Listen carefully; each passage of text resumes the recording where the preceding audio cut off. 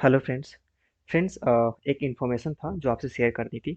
Basically आपसे आज मुझे दो दो तरह की बातें करनी है। पहला तो इन्फॉर्मेशन के पॉइंट ऑफ व्यू से बात करनी है, और दूसरा एक मैसेज है। मैसेज क्या कहूँ, एक नोटिस है, एक इंस्ट्रक्शन काइंड ऑफ है, एक आई ओपनर कुछ थिंग है जो मैं आपसे इसके बाद वाले स्लाइड में शेयर करूँगा। तो पहले मैं इन्फॉर्मेशन की बात कर लूँ जो ज़्यादा इम्पोर्टेंट है अभी के टाइम। देखिए, आज सुबह से ना एक स्क्रीनशॉट शेयर हो रहा है अलग अलग टेलीग्राम ग्रुप्स में, और मैंने देखा कुछ यूट्यूब चैनल पे भी, तो मैंने भी सोचा कि इस पे थोड़ी क्लैरिफिकेशन दे दूं। ये किसी न्यूज़पेपर की कटिंग का स्क्रीनशॉट है, जिस जो कि आगरा प्रखंड का है। आगरा के लोकल न्यूज़ में न्यूज़पेपर में छपा है, जिसमें कि ये बताया गया है कि यूपी पीसीएस की जो आगामी परीक्षा है वो कब होगी और कैसे होगी। तो यहाँ पे देखिए, यहाँ पे बोल रहा है कि 14 मई को होगी यूपी पीसीएस की परीक्षा। और इसमें दिया गया है कि एक्चुअली ये लोकल न्यूज़ है, जिसमें बोला गया है कि कितने हजार स्टूडेंट्स शामिल होंगे। यहाँ पे देखिए करीब 20,000 के आसपास स्टूडेंट की बात करी गई है। और मतलब कि आगरा समेत 51 शहरों में 1275 परीक्षा केंद्रों पे इसकी परीक्षा ली जाएगी। वैसे जो सब जो जो भी आपको पता है पहले से ही, एज यूजुअल आप जानते हैं कि इसमें यूपी पीसीएस में दो तरह का एग्जाम होता है। दो दो शिफ्ट दो पेपर होते हैं इसके। एक को बोलते हैं पेपर सॉरी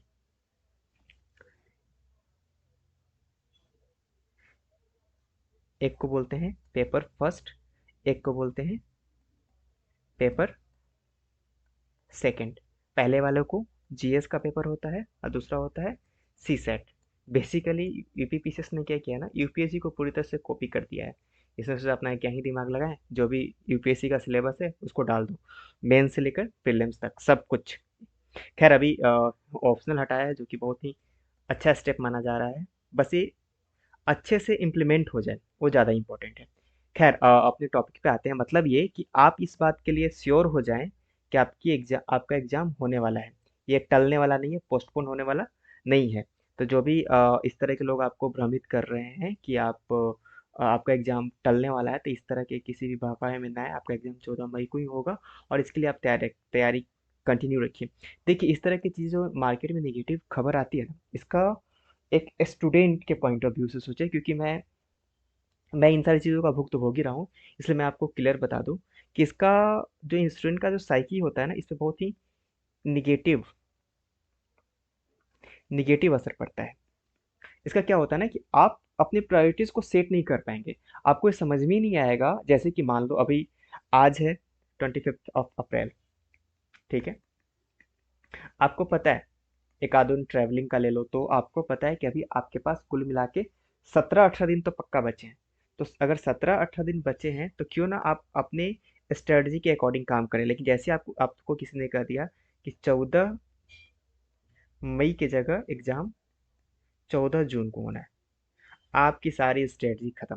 आप फिर से सोचेंगे, आप नए चीज़ों को पढ़ना शुरू कर देंगे, टेस्ट देना लगाना शुरू कर देंगे, और आप वहीं पे लगभग आपके लिए एक लॉस्ट बैटल हो जाएगा। किताब आई थी ना, लॉस्ट बैटल।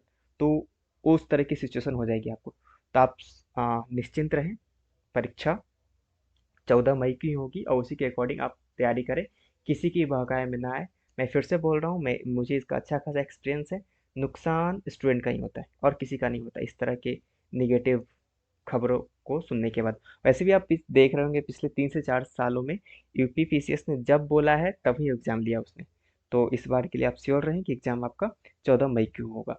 अब चलते हैं अगले सेगमेंट की तरफ, जो थोड़ा सा फनी है, थोड़ा इन्फॉर्मेटिव भी है। ये ट्वीट है जो आज सुबह अतुल प्रसाद सर ने किया है, जो हमारे बीपीएससी के चेयरपर्सन है।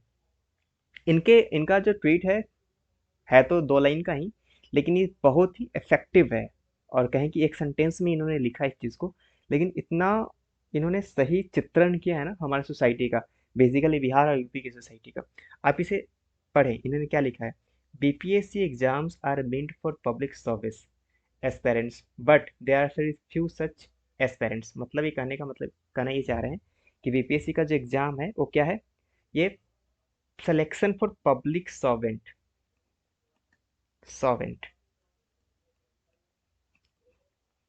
ये कोई ऐसा ऐसा जॉब नहीं है जिसमें कि आप अपनी हनक दिखाएं। लेकिन लोग क्या समझते हैं, लोगों को ये लगता है कि वो ऑनर बनने जा रहे हैं, राजा बनने जा रहे हैं। वो प्लेटो ने बोला था ना, फिलोसफर किंग, पीके। तो लोगों को लगता है कि वो पीके बनने जा रहे हैं, लेकिन बेसिकली एक पब्लिक सर्वेंट की तैयारी है, एक पब्लिक सर्विस है, जिसमें आप लोगों की सेवा करने के लिए जा रहे हैं। लेकिन कोई उस व्यू पॉइंट से जाता ही नहीं। मैं एक ब्लैंक स्लाइड पे आपको एक्सप्लेन करता हूँ।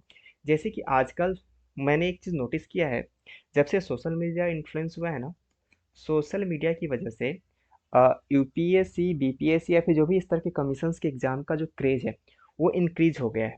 इसके पीछे का सबसे बड़ा रीज़न ये है कि इस पे ना ज़्यादातर, और मैं ये बोलता हूँ कि ये एस्पेरेंट्स ही करते हैं, जितने भी इस तरह के शॉर्ट्स और वीडियोस बनाते हैं ना, ग्रैंड एंट्री, आईपीएस, आईएएस की ग्रैंड एंट्री।